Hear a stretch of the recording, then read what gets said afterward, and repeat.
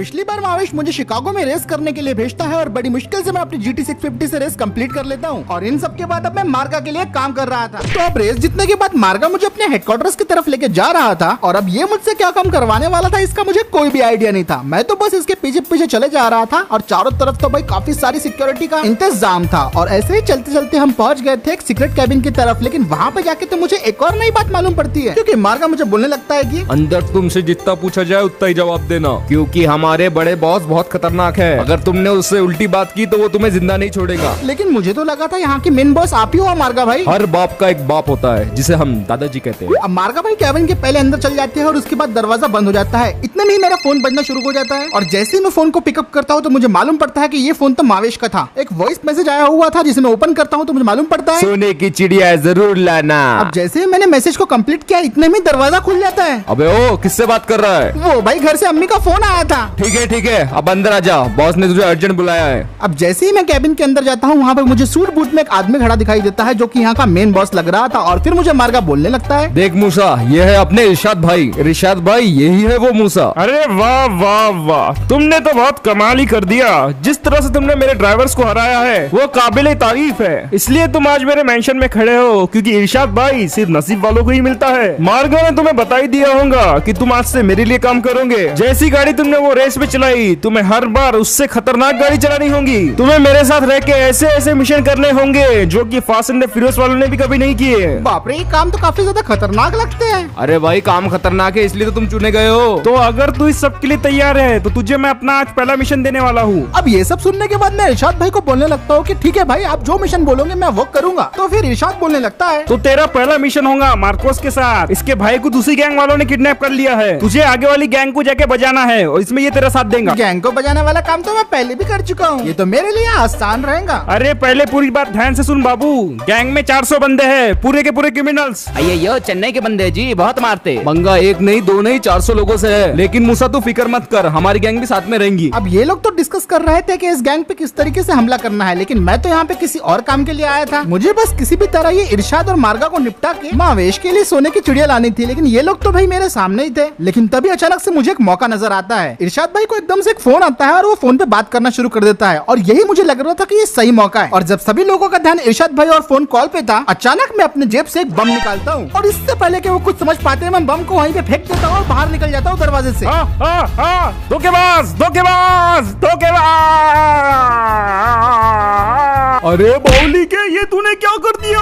भाई तुम लोगों ने कहा था कि किसी भी हालत में सोने की चिड़िया चाहिए। अबे सोने की चिड़िया के चक्कर में तूने इरशाद डॉन को मार डाला। एक यही रास्ता था बोलू, तभी तो ये सोने की चिड़िया मिली। अरे बाउली के, हमने तेरे को बोले कुछ और थे और तूने कुछ और ही कर दिया। यार मावेश भाई का इतना बड़ा दुश्मन खत्म हो गया है, तुम्हें तो खुश होना चाहिए। अबे तू जानता भी इरशाद डॉन कौन था?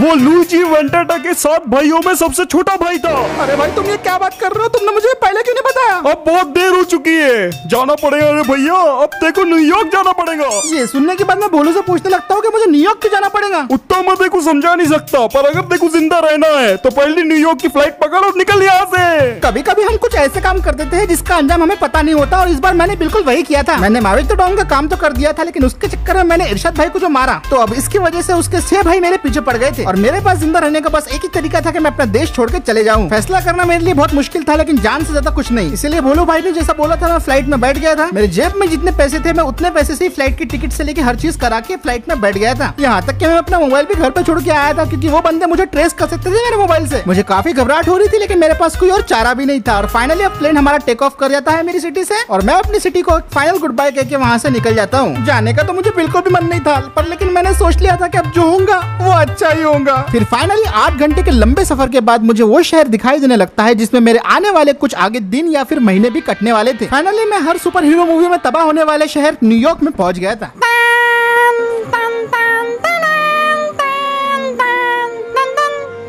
उम्मीद है यहाँ पे मेरी जिंदगी वैसे गुजरेंगी जैसे मैं चाहता था और कोई इलीगल काम तो मैं बिल्कुल भी नहीं करने वाला इस सिटी में। फिर अब फाइनली हम न्यूयॉर्क एयरपोर्ट पे लैंड हो जाते हैं। सबसे पहले तो मैं देखता हूँ कि यहाँ का एयरपोर्ट हमारे शहर के मुकाबले 3 गुना ज्यादा बड़ा था। और प्लेन लैंड होने के बाद सारा प्रोसेस होने के बाद मैं फाइनली न्यूयॉर्क एयरपोर्ट के बाहर आ गया था। लेकिन एयरपोर्ट से बाहर आने से पहले मैं अपने लिए एक सेकंड हैंड मोबाइल खरीद लेता हूँ, जो की लगभग मुझे 3000 रुपए का पड़ गया था। उस मोबाइल से सबसे पहले मैंने मावेश को इन्फॉर्म कर दिया कि मैं पहुंच गया हूँ न्यूयॉर्क। तो उसके बाद वो मुझे बोलने लगता है, मूसा तुझे अपने कुछ दिन न्यूयॉर्क में ही बिताने होंगे, यहाँ पे माहौल और भी ज्यादा खराब हो गया है। वो 6 भाई तुझे कुत्तों के समान ढूंढ रहे हैं। जब तक मैं खुद से फोन ना करूँ यहाँ पे कभी वापस मत आना, वरना मैं भी तुझे बचा नहीं पाऊंगा रे। चल अब रखता हूँ। मावेश को वैसे तो मेरी कोई फिक्र नहीं है, लेकिन उसे मालूम है कि अगर मैं पकड़ा गया तो वो भी पकड़ा जाएगा, इसीलिए वो मुझे यहाँ पे छुपा के रख रहा है। लेकिन मुझे क्या, मुझे तो बस जिंदा रहने से मतलब है। और अब एयरपोर्ट से निकलने का भी वक्त हो गया था, तो इसलिए मैं आजू बाजू अपने लिए एक टैक्सी ढूंढने लगा। लेकिन मुझे मेरे बाजू में ही मिल गई एक टैक्सी जिसके यहाँ पे ओनर भी खड़ा हुआ था। तो मैं फौरन उस टैक्सी वाले के पास जाने लगता हूँ और उसके पास जाके मैं उसे बोलने लगता हूँ, भाई साहब क्या मुझे आप टाइम स्क्वायर में लेके जा सकते हो? जरूर सर, ये टैक्सी मैंने खरीदी किस लिए है। आओ जल्दी से गाड़ी में बैठ जाओ। ठीक है भाई, लेकिन चार्ज कितना लोगे वो भी तो बता दो। ज्यादा नहीं सर, सिर्फ $95। $95? भाई तुम तो बहुत महंगा बोल रहे हो। अरे सर ये न्यूयॉर्क है, न्यूयॉर्क, और वैसे मैं सबसे सस्ता रेट ही बोल रहा हूँ। अरे ठीक है भाई साहब, मैं समझ गया, चलो चलते हैं। अब मैं उस बंदे के टैक्सी में बैठ जाता हूँ और वो बंदा मुझे बोलने लगता है, सर टैक्सी में पान मत थूकना। भाई मैं खर्रा पान कुछ भी नहीं खाता। और फिर इतना बोलने के बाद हमारी टैक्सी चल पड़ती है और पहली बार अब मैं न्यूयॉर्क की सड़कों पे घूम रहा था। सर क्या आप पहली बार न्यूयॉर्क में आए हो? हाँ भाई, वो मेरी रिश्तेदार की शादी है ना, बस इसीलिए मैं थोड़ा अटेंड करने के लिए आया था। ठीक है जल्दी चलो। अब न्यूयॉर्क में मैं आया तो मजबूरी की वजह से था, लेकिन धीरे धीरे मुझे ये शहर पसंद आने लगा था। जितना मैंने इस शहर को मूवीज और सीरीज में देखा था, ये उससे कई गुना ज्यादा खूबसूरत था। यहाँ के ब्रिजेस, यहाँ के बिल्डिंग्स, यहाँ की स्काई क्रेपर्स, यहाँ पे हर एक चीज वो थी जो मैंने आज से पहले अपनी जिंदगी में कभी नहीं देखी थी। यहाँ के नजारे देख के तो मैं एक सेकंड के लिए भूल भी गया था कि मेरे ऊपर कितनी बड़ी मुसीबतें मंडरा रही थी। हर एक जगह, हर एक स्ट्रीट पे मुझे कुछ न कुछ नया दिख रहा था। और मेरे शहर से कंपेयर किया जाए तो ये काफी ज्यादा पॉश एरिया था। खिड़कियों से मेरी नजरें तो बस हट ही नहीं रही। कमाल का टाइम स्क्वायर, कमाल की हर चीज, कमाल की बिल्डिंग, यहाँ पे तो हर एक चीज में मजा था। सच में यार न्यूयॉर्क काफी लाजवाब था। लेकिन ये सब करते करते मुझे मेरे पेट पे चूहे कूदने लगे, इसलिए मैं ड्राइवर को एक बर्गर की दुकान के सामने रुकने को बोलता हूँ। अरे सर ये देखिए, यहाँ पे सिटी के सबसे बेस्ट बर्गर मिलते हैं, और अगर आप यहाँ का पिज्जा ट्राई करोगे तो आपने उंगलियां चाटते रह जाओगे। मैं तो हमेशा यही से खाता हूँ। अच्छा भाई साहब, अगर ऐसी बात है तो ठीक है, मैं यहीं पे उतर जाता हूँ। वैसे टाइम स्क्वायर आ ही गया है। असल में सर हम टाइम स्क्वायर के थोड़ा आगे आ गए हैं, तो इसका भी चार्ज लगेगा। तो भैया चार्ज टोटल कितना हुआ? पहले का 95, कुल मिला के $125। भाई सिर्फ इतना सा आगे आने के $125? सर हमें पेट्रोल भी डालना पड़ता है, यहाँ की सड़कें बहुत लंबी है। ठीक है भाई, कर रहा हूँ पेमेंट। ये तो काफी ज्यादा एक्सपेंसिव है। भाई होगी पेमेंट? आपका शुक्रिया सर। किसी चीज की जरूरत हो तो जरूर मुझे बताना सर। सच में टैक्सी के रेट यहाँ पे काफी ज्यादा महंगे थे, लेकिन इन सारी बातों को छोड़ के मैंने सोचा कि चलो अब ध्यान देते हैं अपने खाने पे। तो मैं फटाफट बर्गर शॉप में एंटर हो जाता हूँ और मैं फटाफट काउंटर पे जाके बोलने लगता हूँ, हेलो भाई क्या क्या मिल रहा है आपके पास? सर बर्गर शॉप में आपका स्वागत है। मेरा नाम केविन है और यहाँ पे आपको एक से एक बर्गर की वैरायटीज मिल जाएंगी। ऊपर से लेके झूमर तक सब आपको मिल जाएगा। यहाँ पे तो काफी ज्यादा वैरायटीज थी और ये सब देख के मेरे मुंह में पानी आ गया था, तो मैंने अपने लिए डबल बर्गर और फ्राइज ऑर्डर कर दिए। ओके सर, आपका बिल हुआ $60। आपको खाने से पहले पैसे देने होंगे। अरे भाई ये क्या बात कर रहे हो? $60 वो भी सिर्फ बर्गर फ्रेंच फ्राइज के लिए? सिर्फ आलू और पाव का इतना पैसा? सर अगर आपको आलू पाव ही चाहिए तो वहाँ फ्री में बट रहा है, जाके ले लो ना यार। सुबह सुबह आ जाते हैं पता नहीं कहाँ से मदर फागर। $60 बर्गर और फ्रेंच फ्राइज के लिए बहुत थे, लेकिन क्योंकि मुझे जोरों की भूख लगी थी तो वो मुझे लेना ही पड़ता है। खाना तो मेरे टेबल पे आ गया था, लेकिन उसे खाने से पहले मैं ये सोच रहा था कि भाई ये इतना महंगा क्यों है? मतलब हर चीज यहाँ पे इतनी महंगी कैसे हो सकती है? मैं मुश्किल से अपने कुछ पैसे यहाँ पे लेके आया हूँ। ना मेरे पास यहाँ पे रहने को घर है, ना मेरे पास कोई जॉब है। तो साला अगर खाने पीने में मेरा इतना पैसा चल जाएगा, टैक्सी में इतना पैसा चल जाएगा, तो मैं यहाँ पे गुजारा कैसे करूंगा अपना? मेरे दिमाग में काफी सारे सवाल चल रहे थे। ऊपर से मुझे अपने रहने का इंतजाम भी करना था। कहाँ रहूं, किधर रहूं, कुछ भी समझ में नहीं आ रहा था। तभी मुझे एक रेडियो पे ऐड सुनाई देता है। हमारे नए सेलिब्रिटी डिंग डैंग डोंग शो के मेहमान रहेंगे न्यूयॉर्क के सबसे बढ़िया और शानदार होटल प्लाजा में। बुकिंग के लिए फोन कीजिए टोल फ्री नंबर 180। अब बुकिंग करने का टाइम तो मेरे पास था नहीं, तो इसलिए मैं फटाफट वो होटल में पहुंच जाता हूँ। और सही बता रहा हूँ भाई, इतना लग्जरी होटल मैंने अपनी पूरी जिंदगी में पहले कभी नहीं देखा था। अभी शानदार होटल में एंटर करने के बाद मैं रिसेप्शन पर जाता हूँ और वहाँ पे जाके मैं बोलने लगता हूँ कि मुझे कुछ दिन रुकने के लिए कमरा चाहिए। सर आपको कितने दिन रुकना है? मुझे तकरीबन 1-2 हफ्ते के लिए होटल चाहिए था। और फिर उसके बाद मैं होटल का प्राइस पूछने लगता हूँ। अब मुझे मालूम था कि ये होटल एक्सपेंसिव है, लेकिन मुझे नहीं मालूम था कि रिसेप्शन कुछ इस तरीके से जवाब देगा। अगर आपको 2 हफ्ते रुकना है तो $3000 का पैकेज है, और अगर आपको 1 हफ्ते रुकना है तो $1500 लगेंगे। बोलिए सर आपको कौन सा चाहिए? इस होटल के प्राइसेस सुन के तो मेरे पसीने छूट गए थे। बोलिए सर मैं कौन सा बुक करूं? फिलहाल मैंने अपने इरादा बदल दिया है। अभी मैं थोड़ी देर से आता हूँ और मैं फिर आपको बताता हूँ कि कौन सी बुकिंग करनी है। सायोनारा में चलता हूँ। अब न्यूयॉर्क तो मुझे बहुत पसंद आ गया था, लेकिन यहाँ के प्राइसेस तो आसमान छू रहे थे। मेरे शहर के मुकाबले यहाँ पे हर एक चीज लगभग 10 से 100 गुना महंगी थी। पता नहीं इस शहर में आखिरकार लोग गुजारा करते भी तो करते कैसे तो इसीलिए मैं काम ढूंढने के लिए सबसे पहले एक बर्गर शॉप में पहुंच जाता हूँ। सोचा वहाँ पे जाके मैं एक हेल्पर की या फिर वेटर की नौकरी कर लूंगा, लेकिन वहाँ पे पहुँचने के बाद उस बर्गर शॉप का ओनर मुझे बोलने लगता है, देखो वेटर और बाकी की चीज की नौकरी तो मेरे पास है नहीं, पर तू मेरे लिए एक काम कर सकता है। हाँ बोलिए सर, मुझे नौकरी की सख्त जरूरत है, मैं आपके लिए कुछ भी करने को तैयार हूँ। मैं तुझे एक चिकन सूट दूंगा, उसे पहन के तुझे मेरी शॉप के सामने डांस करना पड़ेगा। नहीं भाई, ये नहीं हो सकता मेरे से। काम यही है मेरे पास, करता होऊंगा तो बोल। रहने दे भाई, मेरे इतने भी बुरे दिन नहीं आ गए कि तेरे सड़ा हुआ चिकन सूट पहन के यहाँ पे पक पक पक पक करके डांस करूँ। चल निकल यहाँ से। अबे निकल तू, मेरे दुकान में आके मैं घुस गया कल का छोकरा। चल निकल तेरी माँ की, चल निकल तेरे बहन की। आई एम सॉरी सर, पर हम सिर्फ न्यूयॉर्कर्स को ही काम देते हैं, हम स्ट्रेंजर्स को काम नहीं देते। आप कहाँ से हो, आप कौन हो, या आप करना क्या चाहते हो, ये हम नहीं जानते, इसलिए हम आपको जॉब नहीं दे सकते सर। सर लेकिन आपकी जो जो रिक्वायरमेंट्स है वो सारी की सारी पूरी कर सकता हूँ। सॉरी सर, बैकग्राउंड वेरिफिकेशन बहुत ज्यादा जरूरी है सर, मुझे माफ कर दीजिए, आप यहाँ से चले जाइए। ठीक है सर, अपना टाइम देने के लिए शुक्रिया। और इतना बोल के मैं वहाँ से निकल जाता हूँ। नौकरी ढूंढना यहाँ पे इतना आसान भी नहीं था जितना कि मैंने सोचा था। एक नया शहर यानी कि एक नया चैलेंज। मेरे पास काफी लिमिटेड पैसे थे और इतने लिमिटेड पैसों से मेरा गुजारा न्यूयॉर्क में होना इम्पॉसिबल था। इतने बड़े शहर में अब मैं क्या करूँ, कहाँ जाऊँ, मुझे कुछ भी समझ में नहीं आ रहा था। अब मैं पार्क में आके बैठ गया था और सोच रहा था कि क्या किया जाए। जॉब तो मुझे मिलने से रही क्योंकि मैं यहाँ का लोकल व्यक्ति नहीं हूँ। मोस्टली लोकल लोगों को यहाँ पे जॉब्स मिलती है और मेरे जैसे बाहर से आए हुए लोगों को ये लोग शक की नजरों से देखते हैं। ऊपर से मेरी गलती कि मैं यहाँ पे इतने कम पैसे लेके आया, वो भी अर्जेंट में आना पड़ा क्योंकि माविश की वजह से मेरे पीछे इतने गुंडे पड़ गए थे। मुझे तो अब कुछ भी समझ में नहीं आ रहा था कि मेरा अब क्या होगा, यहाँ पे मैं कैसे गुजारा कर पाऊंगा क्योंकि यहाँ पे खाना भी इतना महंगा था। डर लग रहा था कि कहीं मुझे कैंप में अपनी जिंदगी गुजारनी ना पड़े। लेकिन तभी वो टैक्सी वाला वहाँ पे आता है जो मुझे पहले मिला था और मुझे बोलने लगता है, अरे सर तुम यहाँ पे बैठे बैठे क्या सोच रहे हो, सब कुछ ठीक तो है ना? कुछ नहीं भाई, बस ये सोच रहा था कि तुम्हारा न्यूयॉर्क तो कितना ज्यादा महंगा है, यहाँ पे हर एक चीज इतनी एक्सपेंसिव क्यों है भाई। एक बात बताओ, तुम यहाँ पे गुजारा कैसे कर लेते हो? इसमें करना क्या है भाई, मैं तो सिंपल से अपनी टैक्सी चला के अपना गुजारा कर लेता हूँ। क्या सच में सिर्फ न्यूयॉर्क जैसे शहर में टैक्सी चलाने से तुम्हारा गुजारा हो जाता है? आखिर कितना ही कमा लेते हो भाई? ज्यादा कुछ नहीं भाई, महीने के $1,00,000 कमाई लेता हूँ। ये सुन के तो मैं हैरान हो गया था, टैक्सी चला के वो भी $1,00,000, सच में? देखो यहाँ के लोग ट्रैवल बहुत ज्यादा करते हैं, न्यूयॉर्क बोले तो दूसरा टैक्सी का नाम है। अब उसकी ये बात सुन के मेरे दिमाग में ख्याल आता है कि अगर ऐसा है तो मुझे भी टैक्सी चलानी चाहिए, कम से कम मेरा गुजारा तो हो जाएगा। तो अब मैंने भी टैक्सी चलाने का मन बना लिया था। तो मैं उसे बोलने लगता हूँ, भाई तुम एक काम कर सकते हो क्या तुम मुझे अपने पहचान से कोई सस्ती टैक्सी दिला सकते हो? अरे बिल्कुल हो जाएगा, तुम चलो मेरे साथ। ये देखो भाई, ये है टैक्सी बाजार, यहाँ पे तुम्हें एक से एक बढ़िया टैक्सी मिल जाएगी। है तो ये सेकंड हैंड, पर चलती फर्स्ट हैंड से भी अच्छी है। तो बोलो इनमें से तुम्हें कोई पसंद आई, बात करो। ये बात सुन के मैं बोलने लगता हूँ कि भाई टैक्सीज तो मुझे सारी पसंद आई है और सारी कंडीशन भी अच्छी दिख रही है। तो एक काम करो, इनमें से मैं एक टैक्सी ले सकता हूँ। बताओ इनकी कीमत क्या होने वाली है वैसे? वो देख, जो पहली लाइन में खड़ी है ना, वो 9.5 लाख की है, और उसके बाजू में 10.5 लाख की, एक 7 लाख की भी है और एक 7.5 लाख। अरे भाई ये तो कुछ ज्यादा ही महंगी है। तुझे ये भी महंगी लगी? एक काम कर, तू मुझे अपना बजट बता दे। तेरा बजट 6 लाख होगा ना? नहीं भाई, 6 लाख भी नहीं।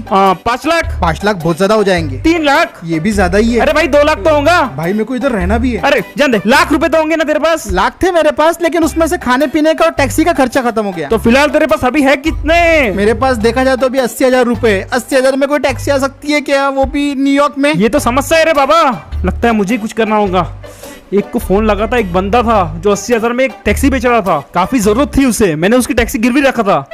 हेलो, क्या वो गाड़ी अभी भी उधर खड़ी है? रुक, तेरा काम हो जाएगा, चल मेरे साथ। लेकिन भाई हम जा कहाँ रहे हैं? तुझे 80,000 में टैक्सी चाहिए ना, हम वही लेने जा रहे हैं, लेट्स गो। तो ये ले भाई, अभी तक की सबसे बेस्ट टैक्सी, टाटा नैनो 2015 का मॉडल है, कीमत 80,000, कम ज्यादा हो जाएगा बैठक में, और तेरे बजट में एकदम परफेक्ट फिट हो रही है। बोल क्या बोलता है? भाई पहले तो मेरे 2 सवाल है।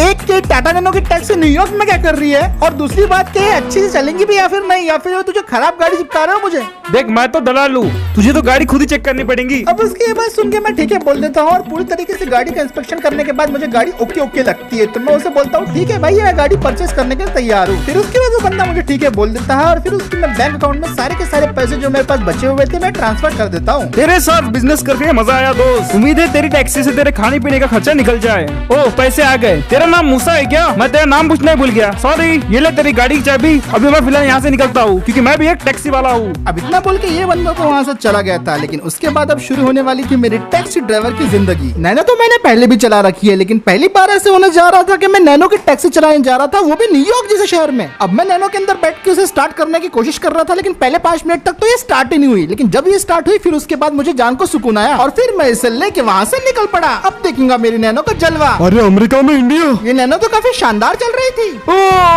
अब तेरी तो दिखता नहीं है क्या मैं? अब क्योंकि जब मैं न्यूयॉर्क आया था सबसे पहले टैक्सी मुझे एयरपोर्ट पे ही दिखी थी, तो इसलिए मैं भी अपनी नैनो को लेके एयरपोर्ट पे आ गया था। बाकी सारी टैक्सीज के मुकाबले मेरे टैक्सी का फेयर काफी ज्यादा कम रखा था मैंने, और ऊपर से यहाँ पे मेरी टैक्सी सबसे ज्यादा अलग भी लग रही थी। और मैं तो बस उम्मीद कर रहा था कि मुझे जल्दी से जल्दी कोई ना कोई कस्टमर मिल जाए। पूरा 2 घंटा वेट करने के बाद तो कोई कस्टमर नहीं मिला, जिसकी वजह से मैं सोचने लगा था कि भाई कहीं टैक्सी लेके मैंने गलती तो नहीं कर दिया। लेकिन थोड़ी ही देर बाद एयरपोर्ट से 2 टूरिस्ट आते हैं और उसके बाद वो मेरी टैक्सी के पास आके मुझे बोलने लगते हैं, ए भाई गाड़ी स्टेडियम वैली तक जाएंगी क्या? अरे बिल्कुल जाएंगे ना बॉस, आप बोलो भाई कितने लोगों को जाना है? जाना तो हम दोनों को ही है, पर ये कौन सी टैक्सी चला रहा है तू? क्या ये हमारा वजन उठा भी पाएंगी? अब उन लोगों की ये बात सुनने के बाद मैं उन्हें बोलने लगता हूँ कि भाई साहब इस गाड़ी की शक्ल पे मत जाइए, इस गाड़ी का लोहा हमारे देश का लोहा है। क्या कहा? इस गाड़ी में मेरे देश का लोहा है? हाँ जी बिल्कुल सही पहचाना। मेरे देश की धरती सोना उगले उगले हीरे मोती, मेरे देश की धरती। फाइनली मुझे अपने पहले कस्टमर्स मिल गए थे, तो मैंने अपने टाटा नैनो को स्टार्ट किया और उसकी फुल पावर लगाते हुए इन दोनों को लेके एयरपोर्ट से निकल पड़ा। अब पहले तो कस्टमर्स को लग रहा था कि वो कोई नॉर्मल टैक्सी में बैठे हैं, लेकिन जिस तरीके से मैं नैनो को चला रहा था उसे देख के वो लोग हक्का बक्का हो रहे थे। अरे भाई थोड़ा आराम से चलो, हमें ऊपर नहीं जाना है। लेकिन वो लोग ये बात नहीं जानते थे कि यही मेरी गाड़ी चलाने का स्टाइल था और मुझे अपने स्टाइल पे पूरा भरोसा था। मुझे उल्टी आ रही है। भाई जरा रुक जा, घर जाके उक लेना। नॉर्मली सिलिकॉन वैली में पहुंचने के लिए लगभग 45 मिनट्स लगते हैं, लेकिन मैंने अपने ड्राइविंग के अंदाज से इन्हें सिर्फ 20 मिनट्स के अंदर ही पूरा का पूरा सफर तय करवा दिया और देखते ही देखते मैं उनकी दी गई लोकेशन पे पहुंच गया था। लीजिए sir, you have reached your destination. अरे इस लड़के ने तो बाता बाता में हमें घर पहुंचा दिया, क्या बात है। और $50 की जगह मैंने इनसे $25 लिए। न्यूयॉर्क के हिसाब से ये कम था, लेकिन फिर भी मुझे स्टार्टिंग में कुछ ना कुछ तो करना ही था और वो दोनों कस्टमर मुझसे काफी ज्यादा इम्प्रेस भी हो गए थे। अरे बेटा कोई भी जरूरत हो तो मुझे जरूर बताना। अब मेरे टैक्सी के पहले कस्टमर तो मुझसे काफी ज्यादा खुश थे, लेकिन अभी तो ये सिर्फ शुरुआत थी। अभी क्या होगा आगे और देखना बाकी था। अब मैं अपने टैक्सी को लेके एक तंग गलियों से गुजर रहा था, लेकिन इतने में ही कुछ गुंडे बदमाश मेरे पीछे पड़ जाते हैं और वो मेरी टैक्सी का दरवाजा खोल के मुझे मारना शुरू कर देते हैं।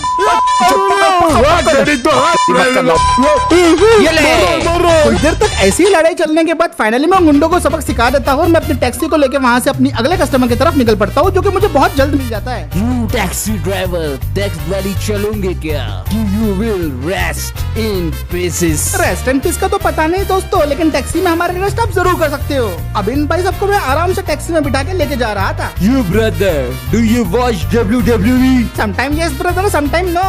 Your brother who What did you say sir? Say again. No brother, this is drive. अब जब मुझे इस टाइप के कस्टमर मिलने लगे तब जाके मुझे रियलाइज हुआ कि टैक्सी चलाना उतना मुश्किल नहीं है जितना कि टैक्सी में जो कस्टमर आते हैं उनको झेलना। Do not talk, just drive brother. Okay brother, जैसा यू सेड। अब बस कुछ इसी तरीके से आधे घंटे तक ये बंदा मुझे अपनी ही टैक्सी में पकाए जा रहा था और मेरे पास पकने के अलावा कोई रास्ता नहीं था क्योंकि मेरा कस्टमर था। और जब मैंने इसे ड्रॉप किया तो मुझे बहुत ज्यादा सुकून आया। See you soon brother. अब मेरे अगले कस्टमर की तलाश शुरू हो गई थी, जो कि बहुत ही जल्दी खत्म हो गई थी और मुझे बस स्टैंड की तरफ अपना एक कस्टमर मिल गया था। ओ भैया हाय करे। अरे भाई टैक्सी के सामने तो आओ। ओ भैया मुझे जल्दी से जल्दी सर्वे रोड पे जाने का है, क्या लेके जा पाओगे? और भैया मैं $40 के ऊपर कुछ भी नहीं दूंगा, मेरे अकाउंट में फिलहाल उतनी है, प्लीज मुझे पहुंचा दो। मैं तो इसे $30 चार्ज करने वाला था, लेकिन इसने खुद से $40 बोल दिया, इसलिए मैं इसको बिठा लिया और उसको लेके यहाँ से निकल पड़ा। अरे भैया तुम अभी के जमाने में भी इतनी पुराने टाटा नैनो चलाते हो, तुम्हें शर्म नहीं आती है क्या? दुनिया कहाँ से कहाँ निकल गई। अब उस बंदे को समझ में आ गया था कि मैंने टाटा नैनो क्यों लिया, क्योंकि टाटा नैनो वो गाड़ी है जो जमीन हो या पानी हर जगह चल जाती है। भैया आप बिल्कुल सही बोल रहे हो। लेकिन एक बार तो मुझे भी यकीन नहीं आ रहा था कि नैनो कहाँ चल सकती है। और फिर फाइनली मैं वहाँ से टनल से निकल जाता हूँ और उसके बाद अपनी गाड़ी को लेकर डेस्टिनेशन पे पहुँच जाता हूँ जहाँ पे कस्टमर उतरना चाहते थे। और फिर उसके बाद मैं उन्हें बोलने लगता हूँ, लीजिए सर आपका डेस्टिनेशन आ गया है, 20 मिनट का काम 10 मिनट में कर दिया है सर, थोड़ी टिप तो मिलेगी ना? ठीक है भाई तेरे लिए $2 और। अब टिप के हिसाब से तो ये भी ठीक ही था। अब फाइनली इस कस्टमर से भी मैंने पेमेंट ले ली थी और उसके बाद मैं अपने टैक्सी को लेकर वहाँ से निकल पड़ता हूँ। अब दिन भर में कुछ इसी तरीके से टैक्सी चलाते रहता हूँ और मुझे लगभग 90+ कस्टमर्स मिल जाते हैं। लेकिन सारे राइड्स होने के बाद मुझे नहीं पता था कि जब मैं अपनी अर्निंग को कैलकुलेट करूंगा मैं पूरी तरीके से हैरान होने वाला था, क्योंकि जब मैं रात को अपनी अर्निंग्स को कैलकुलेट करता हूँ तो मेरे होश उड़ जाते हैं। आज पूरे दिन मैंने टोटल 93 राइड्स को कंप्लीट किया और ये यकीन करना काफी ज्यादा मुश्किल था मेरे लिए कि पहले दिन की अर्निंग सिर्फ एक दिन टैक्सी चला के मैंने लगभग कमा लिए थे 43,000 रुपीज। सोचा नहीं था कि मैं पहले दिन इतना कमा लूंगा, और ये तो वो पैसा है जो मेरे पेट्रोल वगैरह डालने के बाद आया है हाथ में, वरना मेरे पास ऑलमोस्ट आते 50,000 प्लस। यकीन नहीं था कि मुझे मेरी टाटा नैनो इतना कमा के देंगी, और ये तो सिर्फ एक दिन की अर्निंग थी। और अब तो मैं सोच रहा था कि अगर टाटा नैनो एक दिन में मुझे इतना कमा के दे सकती है तो जस्ट इमेजिन अगर मैं बहुत सारी टैक्सीज खरीद लूं तो अब तो मेरे वारे न्यारे होने वाले हैं। हाँ, वो बात अलग है कि यहाँ पे रहने का खर्चा भी उतना ही महंगा है, लेकिन तो बस आज के लिए इतना ही दोस्तों। अब तो मैं जा रहा था अपने लिए एक होटल ढूंढने जहाँ पे मैं आज अपनी रात गुजार सकूं, और फिर देखेंगे अब मुझे आगे क्या करना है। आज का वीडियो यही खत्म करते हैं दोस्तों। वीडियो पसंद आया है तो लाइक शेयर सब्सक्राइब जरूर कर देना, और मैं मिलता हूँ आपसे अगले वीडियो में।